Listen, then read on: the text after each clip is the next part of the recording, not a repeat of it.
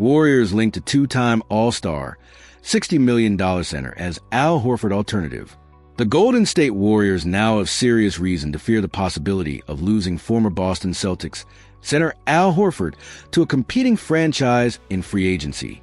Mark J. Spears of Enscape appear on a Monday, July 14th edition of NBA Today on ESPN and name three other teams that pose a threat to the Warriors' acquisition of Horford. Golden State, obviously, was hoping he would sign last week, but he didn't. I believe the Los Angeles Lakers, the Milwaukee Bucks, and the Atlanta Hawks are also interested in a guy who's almost 40 years old, who also has retirement on the table. He's still mulling retirement. He's in no rush. He has a sixth child on the way. He lives in Atlanta and Boston in the off-season. But I've heard that for teams like Golden State, and to a lesser degree, the Lakers, being so far from family won't be a deal breaker in his decision. Golden State has tabbed Horford as its top target for the summer, as the team continues to wait out the situation with restricted free agent Jonathan Kuminga. If Horford goes elsewhere or decides to retire after 18 years in the NBA, the Warriors will need to find another option to sign the center they so badly need. Free agency may no longer be the best bet if Horford is taken off the board by a competing team. In that case, the Dubs may need to turn to the trade market. While all eyes in the Bay Area have been on Al Horford, a new blockbuster trade proposal has emerged that could radically reshape the Golden State Warriors frontcourt. The conversation has shifted from a veteran signing to a high-stakes trade, one that would solve the team's Jonathan Kuminga dilemma and land them a two-time All-Star center in the process. The proposal, discussed by Nikias Duncan on Zach Lowe's podcast, puts a specific deal on the table. Jonathan Kuminga to the Chicago Bulls in exchange for center Nikola Vucevic. While Lowe himself expressed skepticism, the logic behind the move presents a compelling alternative for Golden State.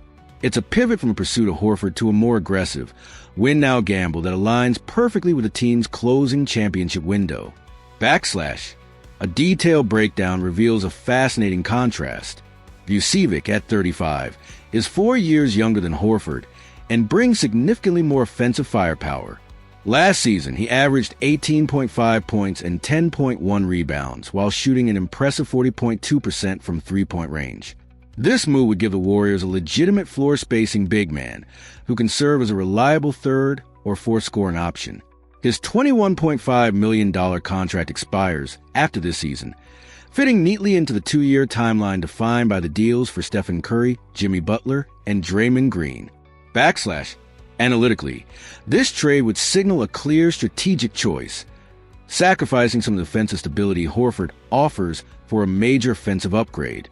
Vucevic isn't the defender Horford is, but his ability to pull opposing centers out to perimeter could create massive driving lanes for Curry and Butler.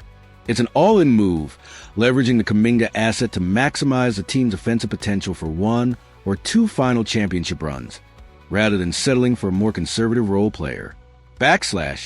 This leaves the Warriors front office at a crossroads.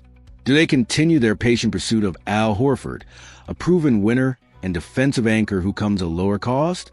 Or, if that deal stalls, do they pivot to Vucevic trade, a bolder, more expensive, but potentially more explosive option?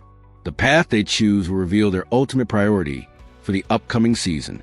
It's the classic debate of proven defense versus high-octane offense. Which direction do you think the Warriors should go? Let us know your thoughts below. The clock is ticking on this dynasty's window. Whether they land on the steady hand of Horford or take a swing on Vucevic, the decision will be the defining move of their offseason and could determine their fate in a hunt for another title.